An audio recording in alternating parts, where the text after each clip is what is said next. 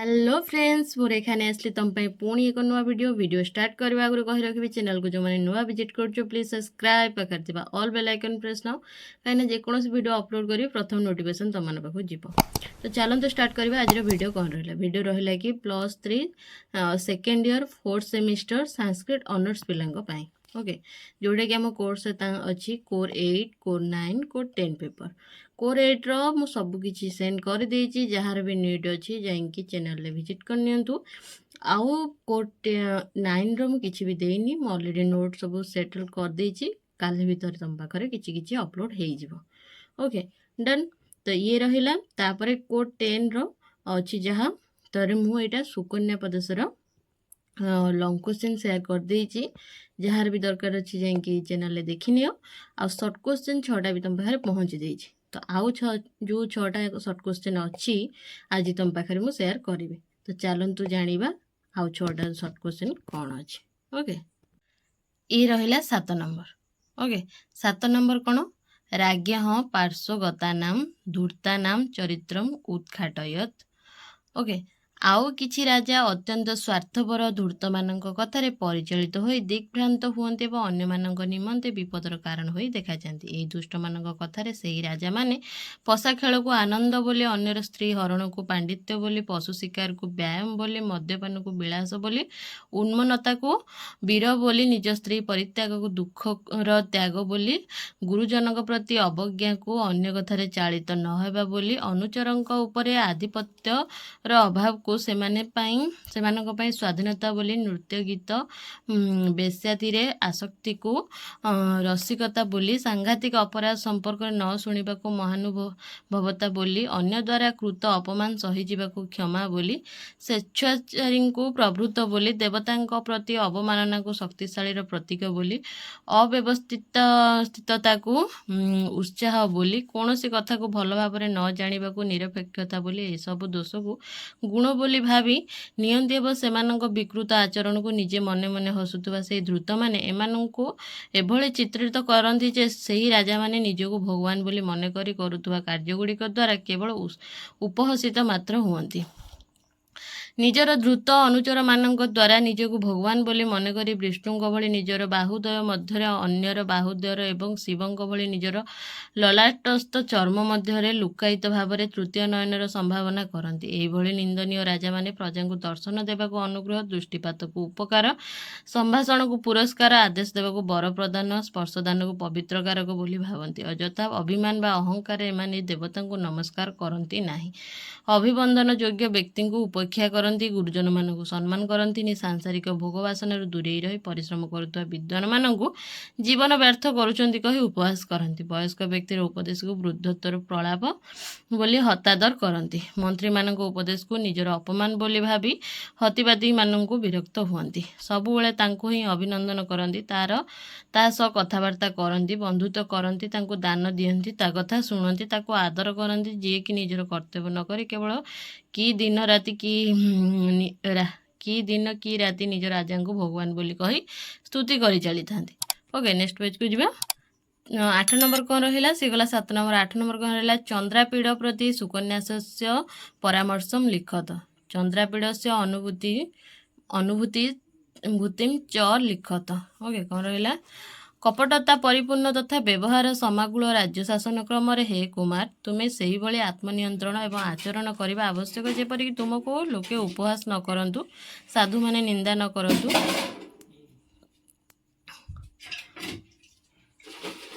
माने निंदा न करंतु गुरुजन माने धिक्कार न करंतु मित्र माने गाली न करंतु एवं विद्वान माने तुम पई दुख न करंतु एवं तुम्हें जेपरिक बीट मानक द्वारा पदारे न पड़ चतुर मानक द्वारा प्रतारित न हो कामुक मानक द्वारा शिकार न हो गधिया रूपक सेवक मानक द्वारा तुम्हें निशेष न हो जाओ कन्या मानक द्वारा प्रलुब्ध न हुआ धन संपत्ति द्वारा विडंबित न हुआ गर्भरे उन्मुक्त न हुआ काम पीड़ार अंधीभुक्त न हो जाओ विषय बासन विक्षिप्त न हो जाओ अनुराग तुम्हें आकर्षित न हो जाओ एवं सुख प्रभाव तुम्हें भासी न जाओ ए समस्त कही सारी सुकनाश चंद्रापीड़ विद्या बुद्धिर प्रभृत प्रशंसा करी ପିତାଙ୍କର ସେ ଯୋଗ୍ୟ ସନ୍ତାନ ବୋଲି ସୂଚନା ଦେଇ ଦିଗ୍ବିଜୟ ଦ୍ୱାରା ଶତ୍ରୁମାନଙ୍କର ବିଦଳନ ତଥା ମିତ୍ରମାନଙ୍କର ଉତ୍ଥାନ କରି ନିଜ ପ୍ରତାପକୁ ପ୍ରମାଣିତ କରିବାକୁ ପରାମର୍ଶ ଦେଇ ଏବଂ ଏସବୁ ନିମନ୍ତେ ସମସ୍ତ ଗୁରୁଜନମାନଙ୍କର ଏବଂ ତାଙ୍କର ଆଶୀର୍ବାଦର ଆଶ୍ୱାସନା ପ୍ରଦାନ କରି ଶାନ୍ତ ହେଲେ।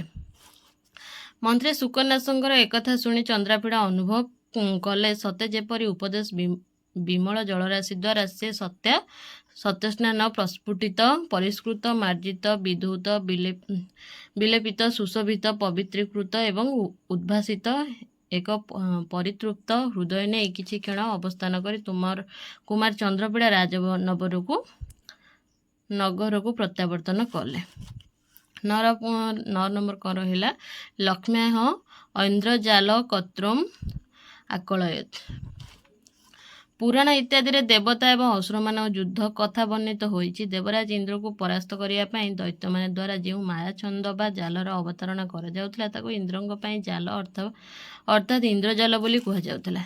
ଏଥିରେ ପରସ୍ପର ବିରୋଧୀ ତତ୍ତ୍ୱମାନ ଦେଖାଇ ଦେଇ ଯେ କେହି ଲୋକଙ୍କୁ ଉଦ୍ଭ୍ରାନ୍ତ କରିଯାଇ ପାରୁଥିଲା, ଏଠାରେ ଲକ୍ଷ୍ମୀ ସେହିଭଳି ପରସ୍ପର ବିରୋଧୀ ତଥା ମାଧ୍ୟମରେ ମନୁଷ୍ୟକୁ ଉଦ୍ଭ୍ରାନ୍ତ କରିବା କଥା କୁହାଯାଇଛି। ପରସ୍ପର ବିରୋଧୀ ମାୟାଜାଲ ଭଳି ଏହି ଜଗତରେ ନିଜର ବିରୋଧୀ ସ୍ୱଭାବକୁ ପ୍ରକଟିତ କରନ୍ତି। ସେଥିପାଇଁ ସଦାସର୍ବଦା ଧନଲକ୍ଷ୍ମୀ ନିଜର ଉପସ୍ଥିତି ଦ୍ୱାରା ବ୍ୟକ୍ତିଠାରେ ଉଷ୍ମତା ବା ଚାଞ୍ଚଲ୍ୟ ଉତ୍ପନ୍ନ କରୁଥିଲେ ମଧ୍ୟ ବ୍ୟକ୍ତିଙ୍କୁ ଶୀତଳ ବା ଜଡ଼ ବା କୁଣ୍ଠିତ କରିଦିଅନ୍ତି। ବ୍ୟକ୍ତିକୁ ଉଚ୍ଚ ବୋଲି ପ୍ରମାଣିତ କଲେ ମଧ୍ୟ ତାହାର ପ୍ରକୃତିକୁ ଛୋଟ କରିଦିଅନ୍ତି। ସ୍ୱୟଂ ଜଳରାଶିରୁ ଆବିର୍ଭୂତ ହୋଇଥିଲେ ମଧ୍ୟ ଅନ୍ୟର ପିପାସା ବୃଦ୍ଧି କରାନ୍ତି।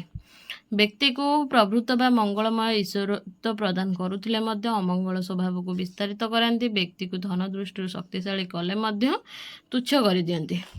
ଅମୃତ ସହ ଏକ ସ୍ଥାନରୁ ଜାତ ହୋଇଥିଲେ ମଧ୍ୟ ପରିମାଣରେ ଅତ୍ୟନ୍ତ କଟୁ ବା କଷ୍ଟପ୍ରଦ ହୋଇଥାନ୍ତି। ସେ ଶରୀର ଧାରିଣୀ ହୋଇଥିଲେ ମଧ୍ୟ ସେ ପ୍ରତ୍ୟକ୍ଷ ଭାବରେ ଆବିର୍ଭୂତ ହୁଅନ୍ତି ନାହିଁ। ବିଷ୍ଣୁଙ୍କର ପ୍ରିୟା ଅଥବା ଉତ୍ତମ ବ୍ୟକ୍ତିମାନଙ୍କ ସହ ସମ୍ପର୍କିତ ହୋଇଥିଲେ ମଧ୍ୟ ଦୁଷ୍ଟମାନଙ୍କ ସହ ତାଙ୍କର ସମ୍ପର୍କ ଭଲ। ଧୂଳି ରାଶିରେ ଢାଙ୍କି ହୋଇଥିବା ପରିଷ୍କାର ପରିଚ୍ଛନ୍ନ ବ୍ୟକ୍ତିକୁ ମଧ୍ୟ ଧୂଳି ଧୂସରିତ କରିଦିଅନ୍ତି, ଅର୍ଥାତ୍ ସାଧୁ ବ୍ୟକ୍ତିର ଚରିତ୍ରକୁ ମଧ୍ୟ କଳୁଷିତ କରିଦିଅନ୍ତି। ଓକେ, ନେକ୍ସଟ ଯିବା ପେଜକୁ।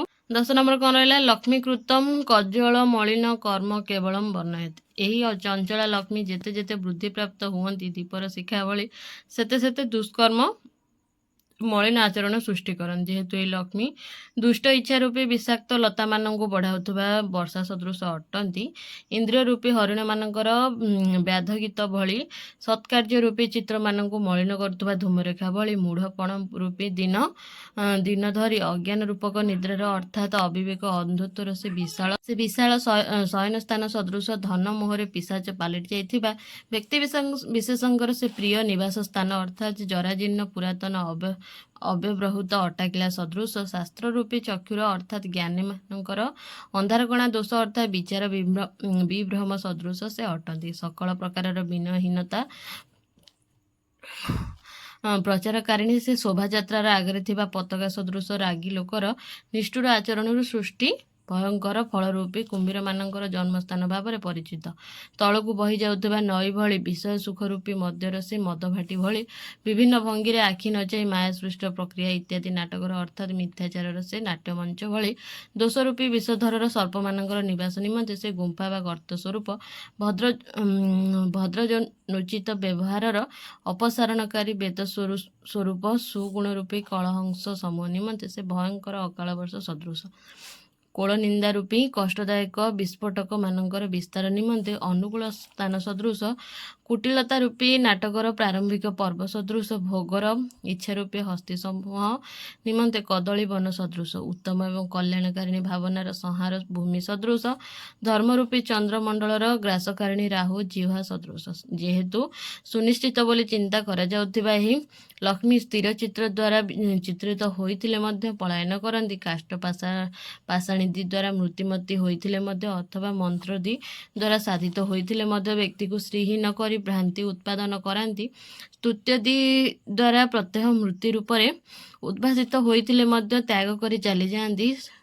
ସ୍ତବାଦି ଶ୍ରବଣ କରୁଥିଲେ ମଧ୍ୟ ଅର୍ଥାତ୍ ଧନାଗମ ଦ୍ୱାରା ସେ ପ୍ରସନ୍ନ ବୋଲି ବୋଧ ହେଉଥିଲେ ମଧ୍ୟ କୌଣସି ନା କୌଣସି ଅଭିସନ୍ଧି ବା ବାହାନାରେ ସେ କୌଶଳ କ୍ରମେ ଲୋପ ହୋଇଯାଆନ୍ତି। ସର୍ବଦା ଚିନ୍ତା କରାଯାଉଥିଲେ ମଧ୍ୟ ସେ ଠକି ଦେଇ ଚାଲିଯାଆନ୍ତି। ଓକେ, ଇଏ ଗଲା। 11 ନମ୍ବର କ'ଣ ରହିଲା? ରାଜଲକ୍ଷ୍ମୀ ପ୍ରଭାବେଣ ରାଜ୍ୟାମ୍ ଅଭିଷେକ କାଳେ ପ୍ରାୟଶଃ କିମ୍ କିମ୍ ପରିବର୍ତ୍ତନମ୍ ଭବତି ବିଶ୍ଲେଷୟତ। ଦୃଷ୍ଟା ଲକ୍ଷ୍ମୀ ଦ୍ୱାରା ଭାଗ୍ୟବଶତଃ କୌଣସି ପ୍ରକାରେ ଆହୁତ ହୋଇଥିବା ରାଜାମାନଙ୍କ ସମ୍ପୂର୍ଣ୍ଣ ବ୍ୟାକୁଳ ହୋଇପଡ଼ିଛି ଏବଂ ସମସ୍ତ ଦୁର୍ବିନୀତତ୍ୱର ନିବାସ ସ୍ଥାନରେ ପରିବର୍ତ୍ତିତ ହୁଅନ୍ତି। ଯେହେତୁ ରାଜ୍ୟାଭିଷେକ ସଂସ୍କାର ସମୟରେ ହିଁ ଏମାନଙ୍କର ସତେ ଯେପରି ମାଙ୍ଗଳିକ ଘଟସ୍ଥିତ ଜଳରେ ସ୍ନାନ ଦ୍ୱାରା ଦୟାଭାବ ଧୋଇ ହୋଇଯାଏ, ସତେ ଯେପରି ହୋମାଗ୍ନିରୁ ଉଠୁଥିବା ଧୂମରାଶି ଦ୍ୱାରା ହୃଦୟ ମଳିନ ହୋଇଯାଏ, ରାଜା ପୁରୋଧାଙ୍କ ଦ୍ୱାରା କୁଶଗୁଚ୍ଛର ଅଗ୍ରଭାଗ ସ୍ପର୍ଶପୂର୍ବକ ଅଙ୍ଗରାଜିର ପରିଷ୍କରଣ ଦ୍ୱାରା କ୍ଷମାଗୁଣ ଅପହୃତ ହୋଇଯାଏ। ଶିରଭୂଷଣ ପରିଧାନ ଦ୍ୱାରା ବାର୍ଦ୍ଧକ୍ୟର ଆଗମନୀ ସ୍ଫୁଟି ପଟରୁ ଦୂରୀଭୂତ ହୋଇଯାଏ। ରାଜାମସ୍ତକର ଊର୍ଦ୍ଧ୍ୱରେ ବିରାଜିତ ଛତ୍ର ମଣ୍ଡଳ ଦ୍ୱାରା ଯମଲୋକର ଦର୍ଶନ ଅବଲୁପ୍ତ ହୋଇଯାଏ। ଚାମର ଚାଳନାରୁ ଉତ୍ଥିତ ପବନ ଦ୍ୱାରା ସତ୍ୟତା ଦୂରୀଭୂତ ହୋଇଯାଏ। ରାଜଦଣ୍ଡର ପ୍ରତୀକ ଭାବରେ ବ୍ୟବହୃତ ବେତ୍ରଦଣ୍ଡ ଦ୍ୱାରା ସୁଗୁଣ ସମୂହ ବିତାଡ଼ିତ ହୋଇଯାଆନ୍ତି। ଜୟ ଜୟକାର କଳଧ୍ୱନି ଦ୍ୱାରା ମଙ୍ଗଳମୟ ଧନ୍ୟ ଧନ୍ୟ ବୋଲି ପୂର୍ବର ବଚନ ସମୂହ ତିରସ୍କୃତ ହୁଅନ୍ତି। ସମୁତ୍ଥିତ ପତାକାମାନଙ୍କ କମ୍ପିତ ବସ୍ତ୍ରାଞ୍ଚଳର ବାରମ୍ବାର ଘର୍ଷଣ ଦ୍ୱାରା ସତେ ଯେପରି ଯଶ ସମୂହ ବିଲୁପ୍ତ ହୋଇଯାଆନ୍ତି। ଓକେ, ନେକ୍ସଟ ଏବଂ ଲାଷ୍ଟ ପେଜ ଯିବା କ'ଣ ଅଛି ଦେଖିବା। ନେକ୍ସଟ ରହିଲା, ଦେଖ, ଏଇଟା ହେଇ ତମର। ଓକେ, ଇଏ ରହିଲା ଆନ୍ସର, ତମେ ଦେଖ। क्वेश्चन रही राजानः कथम सर्वजनस्य उपहास्यताम उपजंती। ओके, ये रहिला आंसर। तो मुझे वीडियो एंड करी। वीडियो एंड करवा कही रखी चैनल को जो मैंने नुआ विजिट कर प्लीज सब्सक्राइब पाखर ऑल बेल आइकन प्रेस न कहीं जेकोसी वीडियो अपलोड करी प्रथम नोटिफिकेशन तुम पाक जीव। लाइक कर, शेयर कर, कमेंट माध्यम जनाओ कौन आवश्यकता अच्छी कौटी रहा मत संशोधन करी। ओके, रोची पुणी देखा एक नुआ वीडियो रे। टाटा।